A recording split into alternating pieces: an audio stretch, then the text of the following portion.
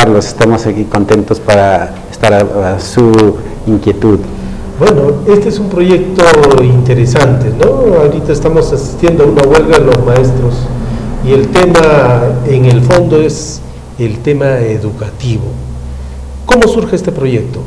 Sí, efectivamente, este proyecto surge gracias a la iniciativa de una empresa privada, Hand Global Partnerships, que en su proceso de ayuda a las comunidades por donde pasaba el gasoducto que lleva el gas desde Camisea hasta Limo, Pisco, decidió, luego de haber estado trabajando varios años en mejora de la salud y la nutrición infantil, abordar el trabajo para mejorar la calidad de la educación rural, ¿no? Y entonces allí hubo un proceso concursal y Cáritas del Perú logró ser seleccionada y estamos aquí ahora en el 5º año del proyecto, ¿no? O sea, son 5 años ya de implementación del proyecto, ¿no? Y esto convoca sobre todo a comunidades de la zona, como usted ha señalado, por donde pasa el ducto del gas. ¿Qué resultados hemos tenido? Sí, bueno, en primer lugar quisiera agradecer a todos los maestros, las maestras, los directores de estas escuelas. Estuvimos trabajando en 54 escuelas que aceptaron diríamos, al inicio con algunas dudas supongo, pero luego muy activamente han participado, y entonces esto nos ha permitido tener logros muy importantes en el proceso de aprendizaje de los niños. Luego de una capacitación intensa que se tenía, luego del acompañamiento, y entonces tanto en matemática como en comprensión lectora se han elevado de manera importante los logros de aprendizaje, pero algo que a veces no se mide es ahora cómo estos niños han adquirido, luego de que han entrado en un proceso, como hemos visto en el video, de un trabajo, diríamos, en un trato más horizontal, con mayor confianza. Estos niños ahora son muy participativos.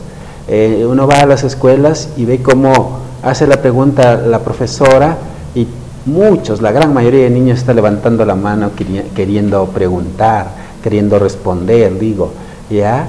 Entonces esos son logros que, como repito, a veces no se miden, pero estamos construyendo niños más seguros, más confiados en sí mismos y por lo tanto con una mejor ciudadanía, ¿no? Claro. Y hay un aspecto importante que hemos podido escuchar ahí y ver en el video, es esto de la pedagogía de la ternura. ¿Qué es esto? Perfecto, mire, es un término que hemos recogido de lo que se viene haciendo en otros países como Cuba, por ejemplo, pero en el Perú también se tiene un filósofo que es Alejandro Kusianovich, un educador, un amauta, que ha recibido por eso las palmas magisteriales hace algunos años, en el que se ve que el niño requiere en realidad de una pedagogía que le devuelva lo que a veces no ha tenido en su infancia más pequeña, y es que quizás sería muy largo explicar, pero se sabe que cuando el niño desarrolla sus capacidades emocionales, entonces su aprendizaje es mayor. Entonces, en esta pedagogía, el niño es tratado como un igual. Aprende que él también, cuando sea grande, será igual, y entonces ese mismo hecho ya hace que se eleve la autoestima. Claro, aprende, ¿no?, con ganas, con gusto, con confianza con los profesores, no tiene el temor a ir a la escuela, sino al contrario, una escuela que atrae. Exacto, una escuela atractiva. Ese término, una escuela atractiva, es precisamente parte de esa pedagogía de la ternura, ¿no? Entonces el niño que no trabaja así a veces vive estresado. En cambio aquí los niños se acostumbran a un proceso de evaluación. Hay una actividad en el proyecto en que ellos mismos en la computadora se evalúan, ¿no? Y entonces van en forma lúdica, diríamos, mejorando sus progresos, ¿no? Ahora, esto tiene que ver también con maestros capacitados. Exacto, exacto. Y allí yo creo que ese punto es fundamental ahora que estamos en esta situación coyuntural, ¿no es cierto?, que todos estamos viviendo y que queremos que ojalá se solucione muy pronto. Creemos que la capacitación es fundamental. Entonces, una capacitación que, así como queremos una pedagogía de la ternura para el niño, queremos una capacitación muy activa, pero también en un ambiente de confianza, donde los maestros aprendan que es importante equivocarse, es importante errar, pero lo más rápido posible para luego descubrir cómo avanzar, cómo salir, ¿no? Entonces los maestros que participan en el proyecto quieren ir, van al taller, es en sus vacaciones, pero ellos dejan las vacaciones y se van al taller, porque encuentran un ambiente que busca su desarrollo y su progreso. Entonces la capacitación es fundamental y es lo que se tiene que implementar no solo en el proyecto, sino en todo el país, ¿no? Claro. Ahora, cuando se implementa un proyecto de este tipo, se miran otras experiencias, no solamente seguro en el país, sino también internacionales, y se muestra, por ejemplo, el caso de Singapur. ¿Qué significa esto? Ah, excelente. Mire, diríamos, casi 100% de seguridad que el método Singapur, este proyecto es el primero que lo ha implementado en el país.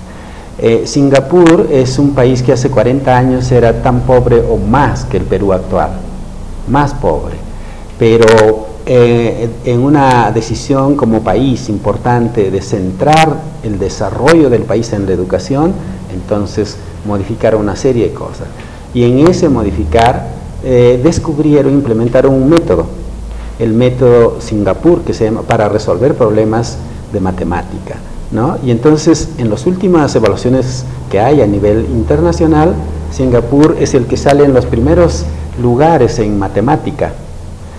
Ellos entonces han aplicado este método, que nosotros también lo estamos implementando, y que incluso ya sabemos que hay 2 tesis de maestría por acá sobre el método gráfico, lo que quiere decir que los profesores están apoderando de ese método, que hace que el niño pueda identificar muy fácilmente el problema, que cuando lo lee y se pone a razonar, si no usa este método gráfico, le es más complicado. En Singapur, por ejemplo, este método que se inició para la primaria, ahora ellos descubrieron que es muy importante para la secundaria y lo aplican junto al álgebra, ¿no? Y entonces los problemas de álgebra que parecen muy difíciles, con el método gráfico se hacen muy fáciles, ¿no? Hay otras estrategias que permiten llegar al tema más rápidamente. Ahora, no solamente se trata de una calidad de la enseñanza, de las estrategias más apropiadas, sino también se trata de las condiciones del niño, y vemos ahí, por ejemplo, que hay un especial énfasis en atender el tema de la anemia, por ejemplo, porque podemos tener los mejores métodos, los mejores maestros, pero si nuestros niños están con anemia, es poco lo que se puede hacer. Exacto. Mire, y yo le agradezco la pregunta, amigo Carlos, porque esa es otra contribución que el proyecto puede hacer para todo el país. Estas 54 escuelas han demostrado que el maestro puede ayudar a reducir la anemia, ¿ya? ¿Y por qué esto es importante en la zona rural? Porque los servicios de salud son mucho más escasos que los servicios educativos. Hay muchos menos puestos y centros de salud que escuelas. Claro, y los niños, casi todos, están con un maestro. Sí, y 9 a 10 meses al año, claro, ¿no? Y entonces, por otro lado, y efectivamente el proyecto ha recogido muchas experiencias internacionales, y esta, por ejemplo, se practica en la India. En la India son millones de niños que en la escuela reciben el suplemento. Entonces en el proyecto se hace el análisis de hemoglobina de los niños, se determina quién tiene anemia, quién no, y los maestros le dan 1 o 2 veces por semana, nada más, claro, ¿no? Especial énfasis a esos niños que podrían tener problemas. Ahora, el otro tema es la participación de los papás, ¿no? Exacto, exacto. Mire, y ahí también siempre hay la idea de que el padre rural, la madre rural, se preocupa más por sus animales, por sus chacras, su ganado, que por sus niños. Esa es una idea que en el proyecto se ha demostrado que no es exacta. Todo padre, toda madre busca que sus hijos alcancen mejores niveles de felicidad y de desarrollo que ellos, ¿no? Y entonces aquí en el proyecto se ha implementado una actividad que ha acercado al padre a la escuela, que consiste en que hay una visita domiciliaria en esas zonas más remotas. Los profesores en las tardes salen a visitar la casa de los niños. Los visitan, hay un mayor lazo ahí de amistad, se crea una alianza entre el padre y el maestro, y junto a esto se implementó un pequeño espacio en cada hogar, que no siempre lo tenía, para que el niño estudie. Claro, un rincón de aprendizaje. Un rincón de aprendizaje, ahí tiene el niño sus cositas, a veces en condiciones muy precarias. Hemos visto las viviendas con muchas dificultades, muchas carencias, pero ahí está el espacio para el niño, y entonces el niño siente que ya es apoyado, ¿no? Claro, ahora el maestro seguramente también tiene mucho más compromiso, ¿no? Sí, como por eso yo empecé agradeciendo el trabajo de los maestros que, por ejemplo, estaban a punto de jubilarse cuando empezó el proyecto, dijeron, no, voy a seguir, ¿no? Voy a seguir porque siento que hay un cambio. Claro, entonces sí, hay, diríamos ahí, mucho aporte de ellos. Hay maestros que, habiendo estado en la zona rural, en el proyecto, ahora están en algunos de los programas que el Estado tiene también para ayudar a mejorar la educación en niveles rurales o urbanos, claro, marginales. Ahora, por ese trabajo el maestro tiene algo adicional por tener una escuela y una responsabilidad que tiene la atención de un proyecto. También esa es una pregunta muy importante. Nosotros creemos que el maestro debe mejorarse las condiciones en las que vive ahí en las escuelas, debe mejorarse también para que ellos no tengan que a la 1 de la tarde estar regresando ya con una velocidad rápida a la ciudad y poder dedicarse por ejemplo, a las visitas domiciliarias, a dar un aporte a los niños por las tardes, para los niños que tienen más dificultades. Entonces, en el proyecto, gracias a esta empresa, se ha tenido pequeños estímulos para los profesores que logran que sus niños avancen ciertos puntos en la evaluación censal, y que hacen las visitas domiciliarias.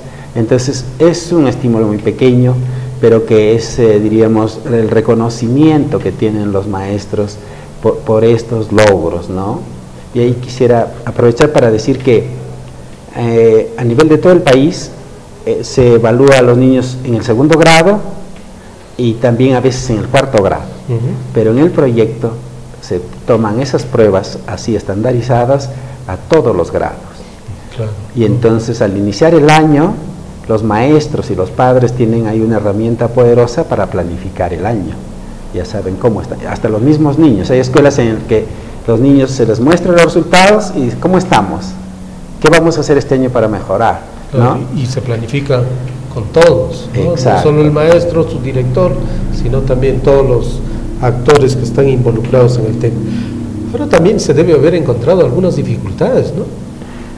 Sí, han habido varias dificultades. Una de ellas, que esperamos también que en la política educativa del país se logre ver de cómo solucionar, es que cada año hay que contratar de nuevo a los maestros.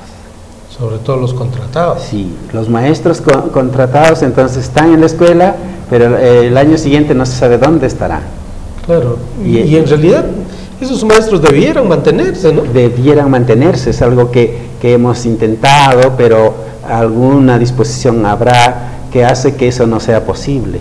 Si esos maestros supieran que van a volver a ser contratados ahí, por ejemplo, nuestras capacitaciones son en febrero, pero en febrero todavía no están contratados, entonces no siempre van, ¿no? Claro. Esa ha sido una dificultad seria.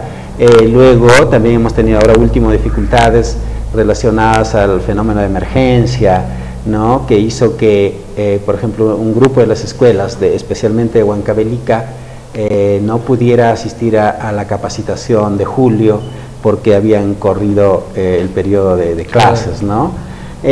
Así, cosas por ese nivel. ¿La huelga está afectándonos también? Yo creo que efectivamente en la huelga, por ejemplo, estas semanas los niños no han recibido su suplemento de hierro, ¿no es cierto? Y entonces al perder las clases también están perdiendo oportunidad de seguir mejorando sus aprendizajes. Entonces nosotros esperamos que muy pronto se termine ya la solución al problema. Bueno, ¿no? bueno, Sí. todos estamos esperando que se resuelva. Ahora, siempre la implementación de un proyecto resulta interesante, 5 años, bastante experiencia y seguramente logros. Ahora, ¿cómo se garantiza la sostenibilidad de esto? Perfecto. Mire, esa es también una pregunta muy importante, y aquí otra vez más tenemos como Cáritas, que está preocupada por todo lo que es el desarrollo de los más pobres, agradecer el desprendimiento de la empresa. En estos dos últimos años hemos estado trabajando más de cerca la sostenibilidad. De por sí ya la parte técnica de la sostenibilidad está dada, es decir, el maestro con pocas orientaciones puede, por ejemplo, luchar contra la anemia.